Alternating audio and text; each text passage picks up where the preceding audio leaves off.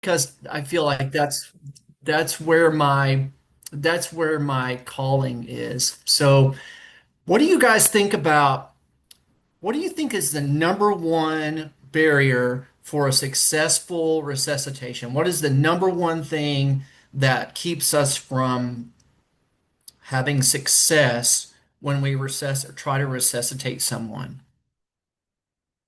Anybody, be brave. Time. Oh, Catherine is on it. It is absolutely about time. And that, I mean, that really is like the number one barrier. And most of us grew up learning that, oh, we're going to call 911 and we're going to wait for EMS to get here, right? Number one reason that we can't resuscitate somebody is because it takes too long to start resuscitative efforts. It takes too long to get there with the right equipment.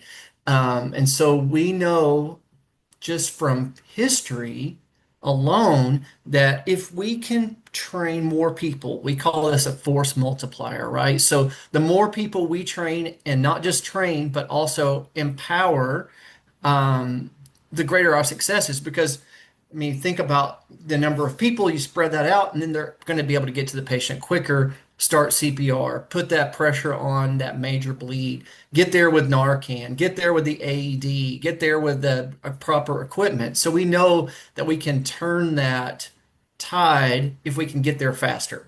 Definitely increases our chances of success. So that's the whole premise around what we're trying to do with Project Adam. So I don't know if you guys have heard of Project Adam in Oklahoma yet. We're working our way down that way. We've worked with Oklahoma Children's a little bit. There's a an EP that works there named Shawshank. I don't know his last name, but he is really interested in bringing Project Adam to Oklahoma City Children's. But with that being said, in the meantime, we're more than willing to work with you guys with Project Adam. So, what is Project Adam for, just to fill you guys in? So, in 1999, a young man named Adam Lamel was playing basketball on a basketball court, 17 years old. This story has been replayed over and over and over, unfortunately, across the United States and other countries. Adam went down on the basketball court. Nobody really knew what to do. They didn't do good CPR. If they did it at all, there was no AED available, and subsequently he passed away. His father teamed up with a friend that was a cardiologist, and they developed Project Adam, and now it's grown to, I think we have 48 affiliates across the country, and we're pretty much everywhere um, across the country. And what we do is we support schools to build heart-safe schools. Heart safe is a terminology that basically says that we have a community of people that are willing to jump in and do something to shrink that amount of time it takes to start life-saving interventions. We like to, in Arkansas, we kind of approach it as an all hazards approach. We really like to take and lump in, stop the bleed, and Narcan administration and seizure precautions, all those life-saving interventions. Your team should kind of represent all of those things and not just cardiac. So we took that. We're you know piecing that together across our state. Currently in Arkansas, we have about 260 heart safe schools. Now, that seems like a lot, but it's really not when you think about we have probably 1,200 schools. So it's just a small fraction in a way. But I only started 3 years ago, so I'm gonna hurt my arm patting myself on the back.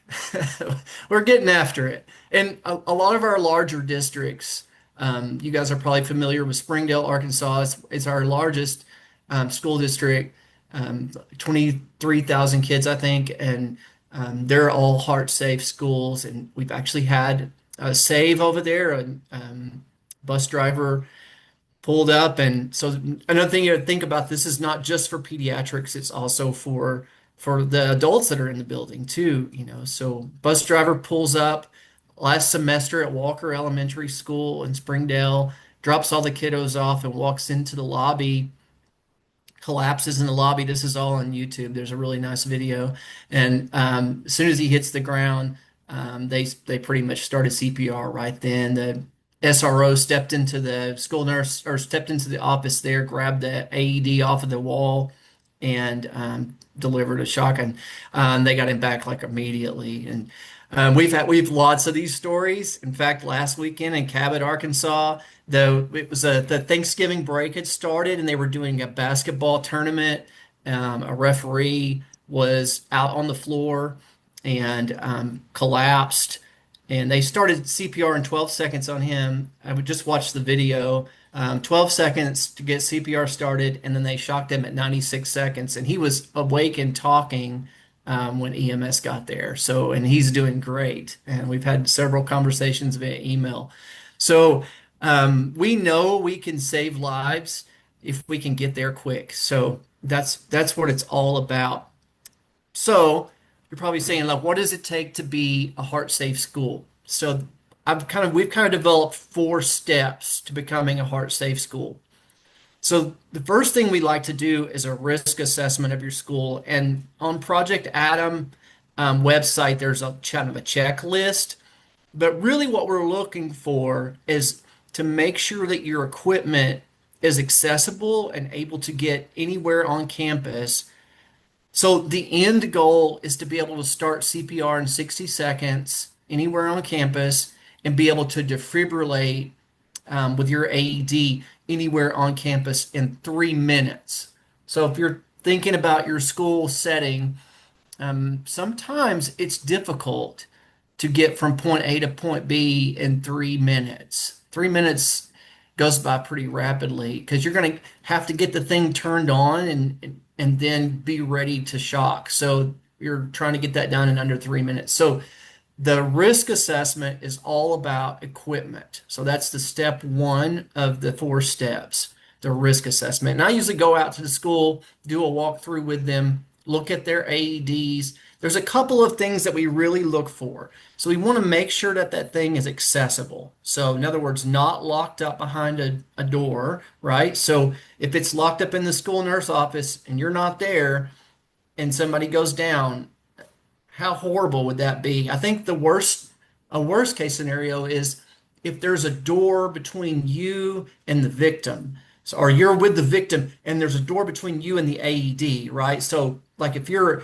in a gym and there's a locked, glass door and you can see the AED, I think that's probably the worst case scenario. But not being able to get to the AED. So making sure they're accessible, and then making sure that they're highly visible. So a lot of times we don't think about it, but when the hallway fills up with middle school kids, junior high, high school kids, they're so tall that they block that AED and you can't see them. You can't see that AED.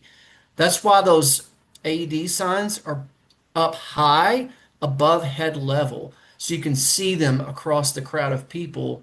And the same thing in the gym. So we look at where the AEDs are at. We really feel strongly that every gym should have an AED accessible from the floor. We've seen over and over and over kids go down on the gym floor and or the breath goes down the gym floor and we don't know where the AED is or it's not accessible, and that leads to a demise, right? So we want to make sure that there's an AED accessible to every gym, and then also to the whole campus. So sometimes that looks like an elementary school with one AED, placed in the front lobby with a big sign over it that we practice over and over and over. So another thing to think about with Project Adam, the second thing is the cardiac emergency response plan. And part of that plan is assigning a role or assigning roles ahead of time. And one of those roles would be to assign every AED to a runner, meaning if you have a coach that's in the gym most of the time, so Coach Miller hangs out in the gym and does PE classes. Well, if there's a code that goes out for somebody down, well, Coach Miller is going to grab the AED out of the gym and come to the scene. And if Miss Johnson in the math hall is right next to the AED and she's assigned to that AED, her job is to grab that AED and bring it to the scene. So what does that do? That cuts down the time in half because if the school nurse runs to the patient and then says, go get the AED, now they have to run from the patient to the AED and come back instead of an all call going out that says response team needed to the gym and everybody converging on the patient with the equipment in tow. Does that make sense? So that way we have everything coming to us. So step two is the cardiac emergency response plan. And I know you guys have legislation in place in Oklahoma that kind of requires this. Um, there's a lot of templates out there, and I'm sure that most of you guys are familiar with these things, but American Heart has a template, Project Adam has a template. I've developed kind of a combination of those two things. I dumped the two templates into AI and I said, hey, build me out a Microsoft form that nails all these things. So I just send all of my nurses Microsoft form. It's 29 questions and you just fill it out and then we have it on file, your cardiac emergency response plan. But the biggest thing I think about the cardiac emergency response plan is how can we activate our team, right? So that activation part is the number one fail spot. If we're going to fail, if we're going to not make it happen, that's where it's going to mess up. Meaning, if I find somebody down in the hallway of the school and I don't activate the team and I just start CPR, which is wonderful that I started CPR, and then I get on my cell phone and call 911. The team's not coming, the AED's not coming, and I'm isolated. Now, I don't know about where you guys are, but when I call 911 from a rural setting in Arkansas, it gets bounced around to multiple different counties, and I'm 8, 10, 12 minutes before I ever get an ambulance dispatched, just getting it dispatched. Nobody ever thinks about that dispatch time when we talk about response times, where response times are great. Oh, they're under 8 minutes. Well, how long did it take to get you dispatched, right?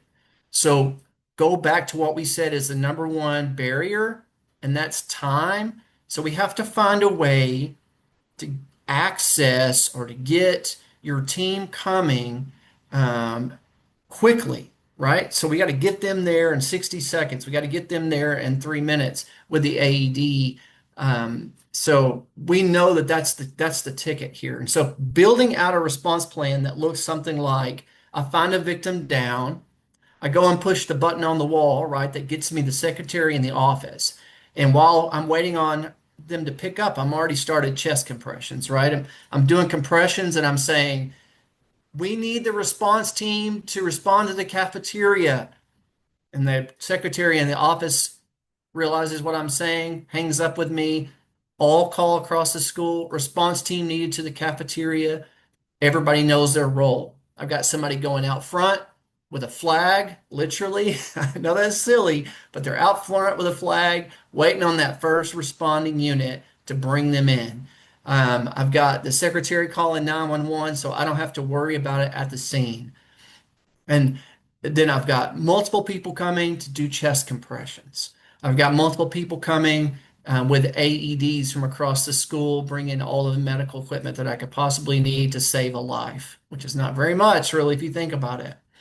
Um, and that's what the activation part should look like. Now, I just gave one example of how to notify your team, right? The most low-tech example possible because low tech tends to fail less, right? I know you guys may have Rave or Catapult or some of those other apps, and those are great, but sometimes they're not as reliable as just sending a runner to the office, right? Especially if you have a fast, like high school kid standing there, like run to the office and tell them to make an announcement. We need a team. Right?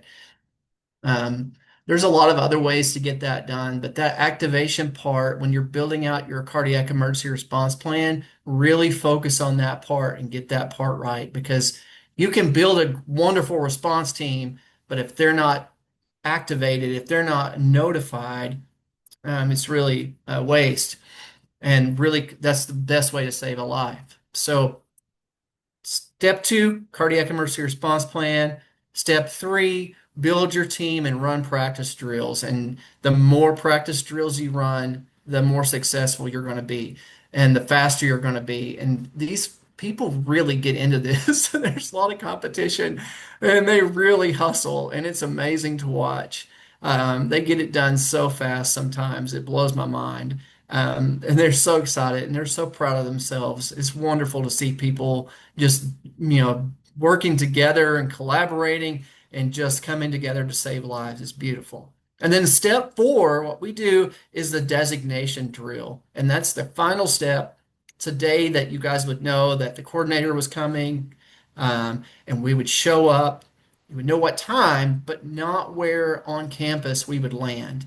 So the way it looks for me is I walk over to the gym, throw a mannequin in the floor, grab a random person that's walking by and say, hey, we have a medical emergency. And they're expected to activate the team and hopefully start CPR. But if they don't start CPR, we're hoping that the team will get there fast enough in that 60 seconds to get CPR started. We really focus on just good quality chest compressions during that time, and getting the team there. Once the team gets there, we expect to see, an ongoing high quality CPR, with the AED in play at that point and being able to defibrillate in under 3 minutes. That day, the day of the designation drill, we would like to call 911. Some 911 services are A-OK with it, especially out in the county. They want to play along, so it's great to get them involved. Sometimes in the bigger cities, they want us to use a non-emergency number, but either way, they will at least dispatch out fire and EMS for us. Fire will show up, take over care of the mannequin. The big thing there is we don't want to let our team off of the chest. So if you got your school team working really hard and doing high quality chest compressions, as soon as fire and EMS shows up, everybody wants to stop and back up. We can't let them do that. We have to remind our team that they're doing good compressions, and the fire department, while they're qualified, they're not usually more qualified than your team is. So they're not going to do better compressions, but they can work into the scenario, meaning they can get across from the other compressor and be ready to take over compressions to relieve your team. But just don't let us stop. Meaning we do not want to have delays in chest compressions, just because guys in blue shirts showed up, right? So, fire department gets there, we integrate them into the team, and use them to, relieve our tired folks. And then when EMS shows up, and then there will be a handoff piece right there. And I have a really cool handoff tool that was developed at Cabot Schools in Arkansas. And it's a really good kind of report. So you kind of need a scribe on your team that would be able to keep up with, when did we start CPR? So one of the biggest things we hear, fire and EMS walk in, they say, how long have you been doing CPR? And the scribe will say, well, we started CPR at 8:23. So the last thing you want is for a firefighter or a paramedic to try to do math, right? So you just want to say, we've been doing CPR for about 8 minutes and we've shocked 3 times, or we've shocked twice, whatever it is in that amount of time. And then the other big thing that they're going to want to know during the handoff piece is it witnessed or unwitnessed? If we found somebody down that's been down for a long time, that might, be a problem. We might not have a chance, right? But if we saw him go down and we got there and we started CPR, in less than 60 seconds, and we were defibrillating at, 2 minutes and 30 seconds in, and we've shocked him a couple of times. That's a great scenario, right? We may have a chance, right? So that's the way the designation drill looks.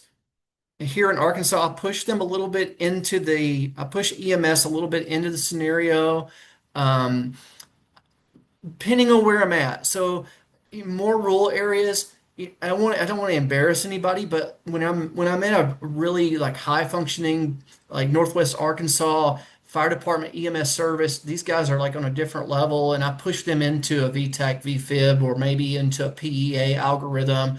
Maybe I'll even ask them what their first dose of epi would be, but sometimes I even have a fire department representative or EMS representative there that will run the scenario piece once EMS gets on scene so that they get something out of it too. Because let's face it, they don't get a lot of experience taking care of coding children. So we want them to get that experience too. And same thing on adult codes. They need that muscle memory as well. So finding ways to make it good for them as well is important.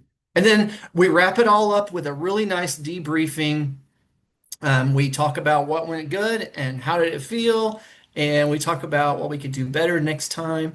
And then we high five and give hugs, and we leave them with this beautiful banner that says, "Your school is heart safe." And parents and superintendents love that. And then we designate schools for 3 years, and they're expected to run a drill. They don't have to include fire and EMS every time, but they're expected to run a drill every semester, just like they do for everything else, right? For fire and active aggressor. And kind of my last point is like, why in the world did we run fire drills? Why do we go and do fire drills and never have we done drills for medical emergencies? It just really doesn't make a lot of sense, right? The frequency of you guys calling for an ambulance definitely is bigger chance of that than your school catching on fire. So, do you guys have questions?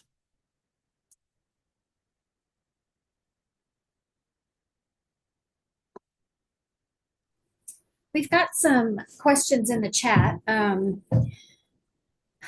Uh, some people are saying that they do coordinate with their fire and EMS, and then some people say that they've talked to the fire department in their area and they don't even run this type of drill. So I'm not surprised by that. I can say that when I was at school as a school nurse, with the Chase Morris Act, we're supposed to have a CERT team. We're supposed to have access to defibrillators. We're supposed to have these things in place, but it was like pulling teeth Mhm. to get admin to get on board. Like my admin, who I adore, it just wasn't a priority.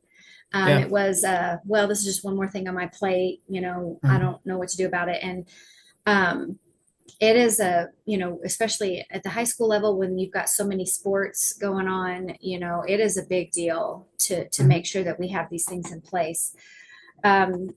Rochelle says our biggest issue is that the administration wants to wrap it up quickly and seems to not be as much of a learning experience as it is check a box. That's exactly what I was seeing too. Sure.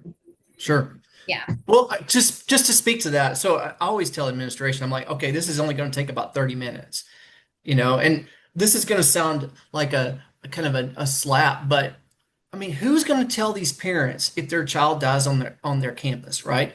It's going to go to administration. They're going to Yeah. have to talk to them. And you guys have legislation in place that says this is a requirement. Well, you don't have to, there's not going to, the police are not going to come out and make you do it, but you're going to have to answer to why you didn't run these drills, why you didn't have a team in place, you know, and as an administrator, I think that that's where you have to come from is like, you want to be able to say, hey, we checked all the boxes, at least check the boxes. And I mean, Mhm. it took 30 minutes to run a drill, and it only takes about 15 to run a practice drill. Yeah. It's really fast. Yeah. And I think that just getting that buy-in is probably a challenge for a lot of people is Sure. just getting admin to recognize that. And I was going to ask you, are school nurses mandated where you are? Um, Mainly in And for school, like, are your schools required to have a school nurse on site? No, and we have schools that are uncovered. And even more so, the ones that are uncovered should have a response team. Yeah. And when we build these teams out, that's another thing. We try to build them out to stand alone without the school nurse. Mhm. The story that I related to you guys about the school bus driver, The school nurse was literally in her car drinking her morning coffee. Well, And she the heart walked, attacks are never between 8 and 5. They're yeah, not ever, they don't ever happen in that window where you're there. right. You just build this and then it stands alone without you. Most of the time, I really encourage the school nurse to not even be a part of the actual drills, but know that they're going to get involved, right? Because they can't stand it. They can't stand back, Yeah. um, which is just how we roll. It's okay. Do you think that partnering with EMS and fire kind of adds an element of importance and really kind of brings that out a little bit more for admin? What do you guys Yes, think? 100%. Huh? 100%. Yes. And so there's ways to do that. So I'm lucky that I had a whole lot of connections with EMS and fire. But starting at the top and selling this to the Fire Chiefs Association, and the local, I'm sure there's probably out of the 75 school nurses that are on today, somebody's probably married to a firefighter, right? I mean, that's what nurses do, right? And so there's connections. And once you make those connections and you get buy-in from, and it really does, because the fire department represents the city. I mean, they are, and I have this big dream of like the fire department kind of owning this, like in the future. And a lot of places I'm leaving that kind of in my wake. That as soon as the fire department's coming by to do fire safety week in October and do their inspection, they're also arranging with the school nurse to do a drill. I think that's fabulous. And I think it's also important to empower districts that don't have a school nurse to have somebody there who is willing to reach out to their local PD or local EMS and fire departments and just work with them in Yeah. order to do that. I worked at a career tech and we had a whole every year we would run a mass casualty drill and we worked with Oklahoma City Fire Department, Oklahoma City Police, Oklahoma City Yes. EMS. We even had helicopters that would come to the campus and we would simulate um, usually tornadoes or shootings is what we would focus on Yeah. because that's what we see Yeah, I know. most frequently. So I mean I think things like that are really important to help. um, I think admin, they tend to respond to that a little bit more when you're involving other people. It's not just you, one lone person harping that, hey, we need to do this just in case somebody has this. Um, Yes. Stephanie says that she's going to reach out to EMS and fire because she had a child going to anaphylaxis 3 times last month. Wow. So, I mean, it's a thing. Um, Yeah. Gail, what about out of warranty AEDs? Um, Norma's asking if they need to be upgraded, if even if they still work. Yeah, Yes. our slogan is the best AED is the one that works. You know, that's another thing too, that if you have multiple ADs on campus and you have one that's really old and you have another one that's not, if all of them are going to show up at the same time, to the patient, you have a chance that if the first one doesn't work, the second one will. But I haven't really heard of that many that didn't actually fire up and work. Even the really old G3s, they're going to go out soon, and we have a ton of those in Arkansas. And we're working, on behind the scenes, American Heart Association and Project Adam, the NFL, everybody with the Smart Heart Coalition. They're all here in Phoenix right now at this conference I'm at. We're trying to get some legislation pushed through, but right now that's not going anywhere. But to get money for all of these schools that are going to need to replace AEDs, and more AEDs need to be put in schools. Mhm. We're trying to find a way to fix that. Yeah, the Chase Morris Act actually requires them to be Mhm. within 3 minutes of any, like there's specific directions on what they need to do. And Kayla, we'll look into grants that might help replace pads and batteries for AEDs. But I will tell you, it is a new thing for me, and maybe some of you guys have already thought about that, but I hadn't thought about bringing every AED, like having your response team, each person next to one, and then all of them come.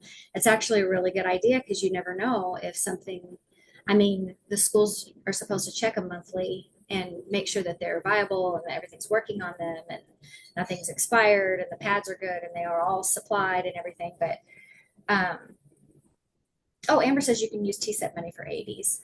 Um, but yeah, bringing them all at the same time, that's actually a really good strategy. It's cool to have ownership too, right? Because now it's not just the school nurse checking that AED, but whoever is assigned to it and is using it all the time, they're really familiar with it because it's their AED. And then of course you have to have a backup because they may not be there that day, but the couple of people kind of own that. And so it's like they're really looking over it too, and they're Yeah, looking really familiar with it. that's awesome. What other questions do you guys have for Charles?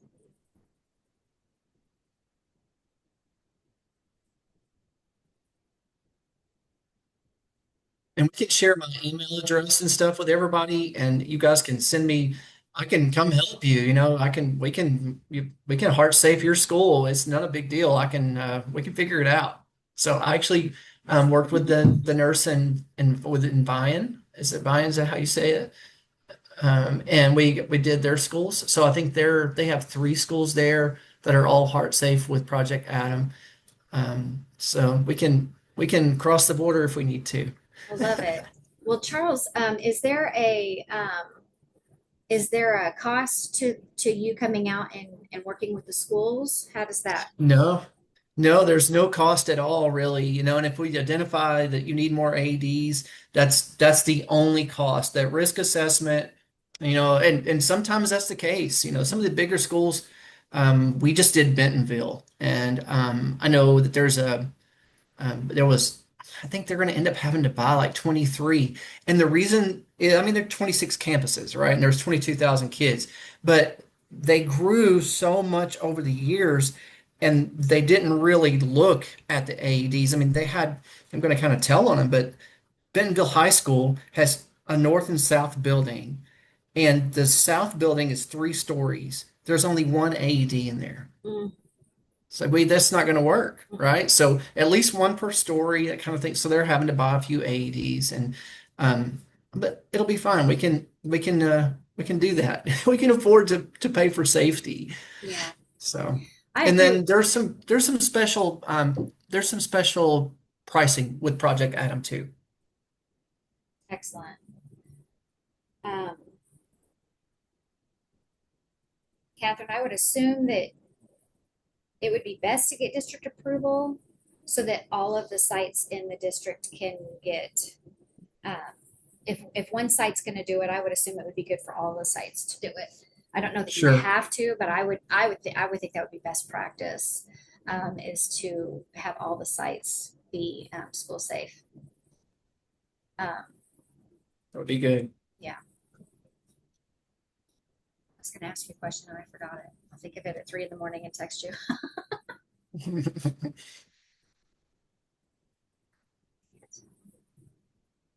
Oh, We, Peggy asked how to schedule you to come to their school.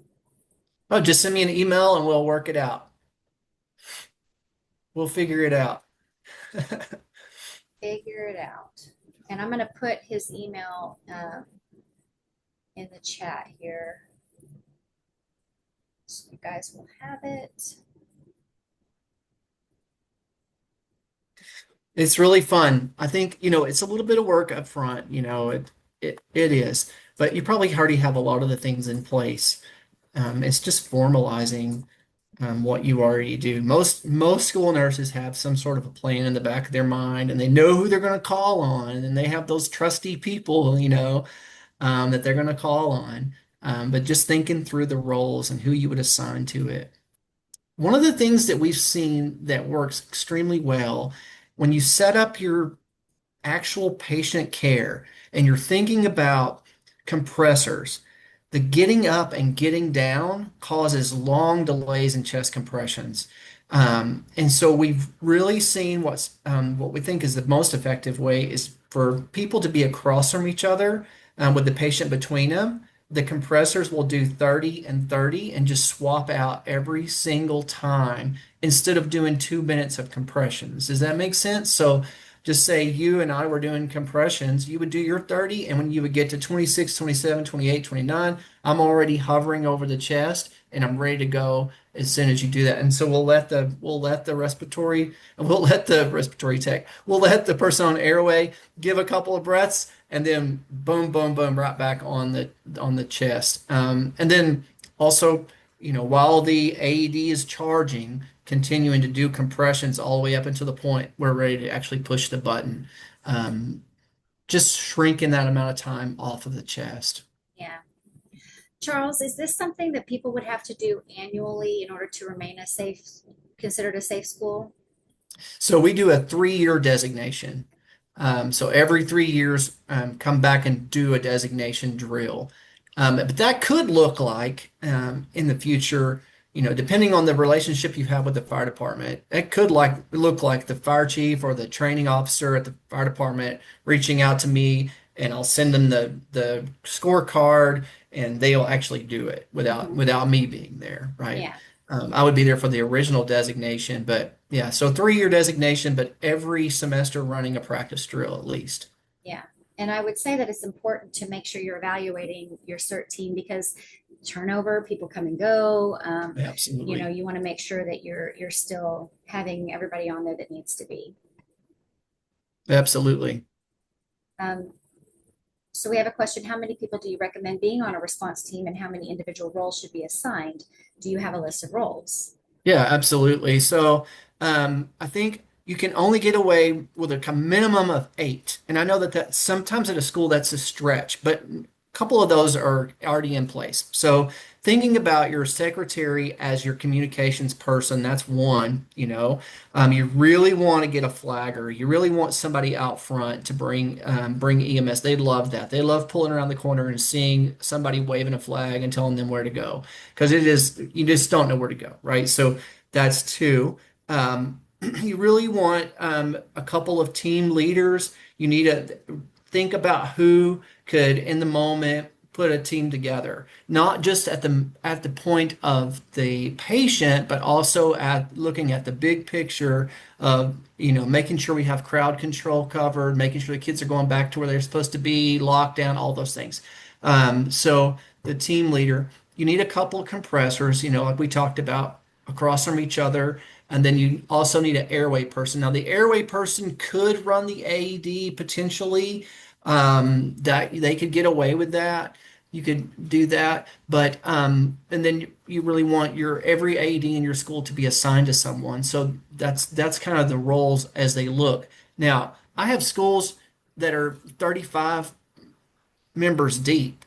Um, and they all have roles depending on where the patient is in on the campus. So we're talking about large campuses with they'll have multiple zones when they build out their cardiac emergency response plan.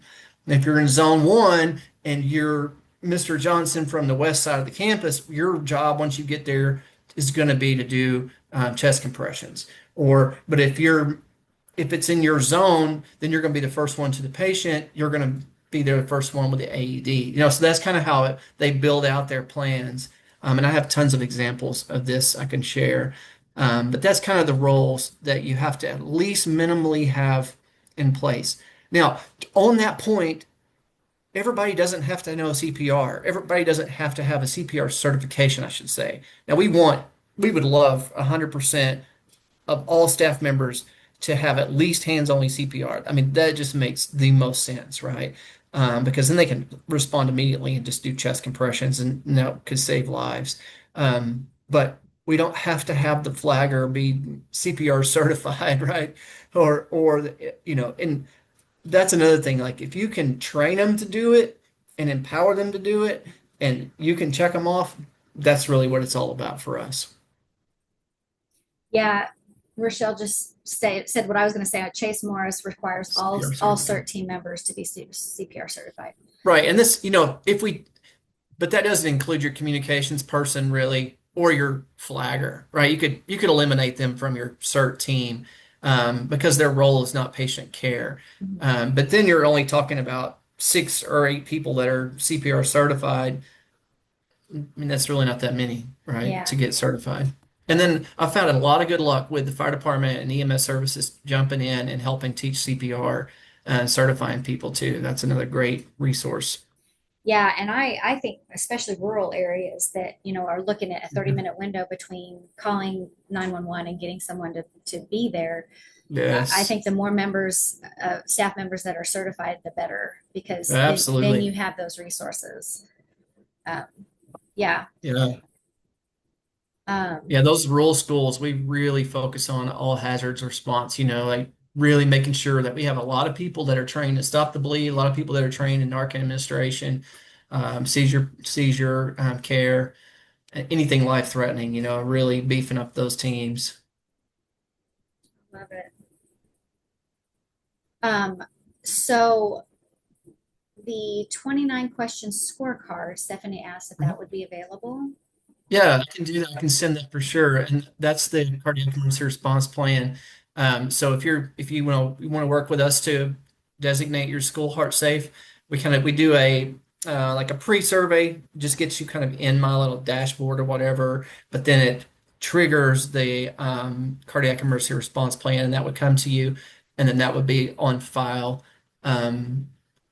with us, so we could pull it at any point for you, and we would have it on file. I love that. Yeah. Well, Charles, I think this is a great resource. I'm really Yeah. glad that you came on today to talk about it.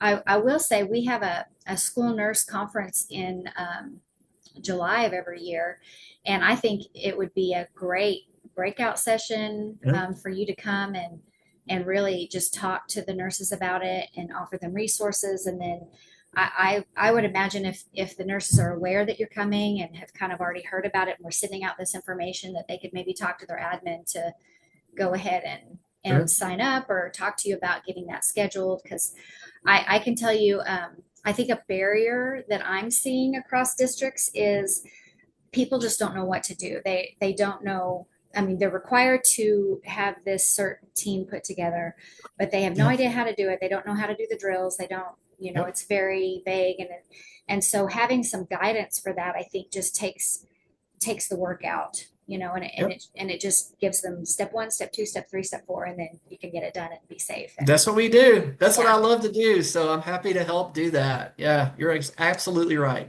We just don't know what to do, and that's what I'm here for. I love that. I love that. All right. Well, anybody else have any questions or comments or? Um, oh, sorry, trying to get my video going. Hi, my name is Tier Oh, Brewer, and I'm one of the school nurses with the Oklahoma City Public School District. nice. I just have a quick question. I think this is fantastic. And kind of like what Shauna said, within my school, we have a hard time knowing how to get everything started. My question to you is, could we possibly schedule at one of our PD days when we have all of the Oklahoma City Public School nurses together for you to come out and kind of walk us through how we can get going within each of our schools on Yeah. how to come up with a team and do your drills and all of that? Because we've talked about it within my district. I mean, within my Sure. school, I'm at Belle Isle. But just getting it going, there's just not a lot of guidance. Sure. Yeah, just send me an email and we'll figure out the time and the date and all that stuff, and I'll try to make it happen for sure. I'd love Perfect. to. Okay, thank you. I'm Sounds glad you great. brought that up, Tiara, because it's hard for the state to send out something because you're going to be different at OKCPS than somebody over in Guyman's going to be. Like it's going to Yeah. be a lot different based on where you're from. So what works for you guys is not going to necessarily work for a rural school. I can't say that. You know what I'm saying? Whatever. Yeah. Anyway, um, so we have a question. How much time would you need to devote to a PD day? So I can explain all this stuff in about an hour, or two, but we really don't recommend running practice drills or doing your designation on a PD day just because it's not real world, right? So whenever you get ready to actually put this in action, I'm happy to do like PD days and give talks or whatever, but to really want to put this in action, you got to do it with all the kiddos there. And I know that's a tricky thing sometimes. People are like, oh, what about the parents? And so we have communication that you send out to the parents. And then I really have a strong opinion, but kids are really resilient and they really do well with this. And I've seen it over and over and over where they'll actually activate. I'll put the mannequin in the floor and they'll say, oh, it's a code, Adam. And they'll take off running, to the nearest teacher because they knew about it. And the school nurses sent out communication and videos.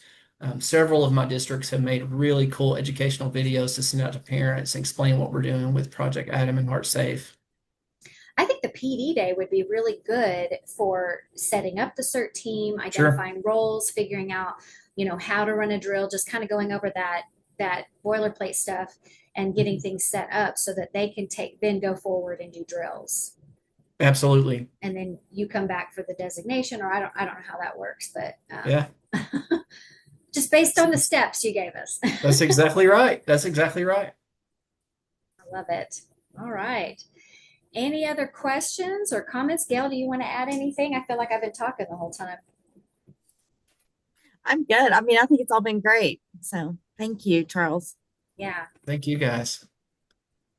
All right. All right. Well, I've got his information in the chat, and then I will send this out to everyone, including, contact information for Charles so that you guys can reach out to him. Please share this with your admins, whoever you need to facilitate this. And if you're kind of struggling with getting that CERT team put together, let us know how we can help. And if we need to help facilitate Charles coming out or whatever, we will help you with that, because it's very important that we have those things in place. So yeah, Gail. I think it's great. Thank you guys. Thank you guys all so much for having me on. And it was a pleasure. And as you guys can tell, I'm super excited about this because I know it can save lives. We're saving lives already. So thank you so much. Appreciate you guys. Thank you for what you do. School nurses are awesome. Y'all are the best. I get it. I see the how isolated you are and what all you have to do. Like I just did screenings at my kids' school. I did hearing and vision screenings and BMI. And I know it was only like 75 kids, and some nurses are laughing at me right now, like weak sauce, right? But you guys do a lot, and I respect you and thank you for doing what you do. Thank you. It's an Thank awesome you. job, but it's hard. It is hard. It is a hard job. Sometimes you feel like you're on a lone island in the middle of nowhere. You And are. that's why we do these networking with Yeah. nurses. It really does seem to connect the nurses so they don't feel like they are truly alone. I mean, I know they're Absolutely. alone in the building, but at least they have resources. Yeah. You can push a button, and you got a code team coming. It's beautiful. That's right. Beautiful. Just like the hospital. Love it. All right. Well, thank you so much, Charles. And thank you all for attending. And I will be sending this out. So you guys have a wonderful day, and try to be safe tomorrow with any weather coming in. Hope you guys are staying warm and driving safe. Bye, guys. See you later.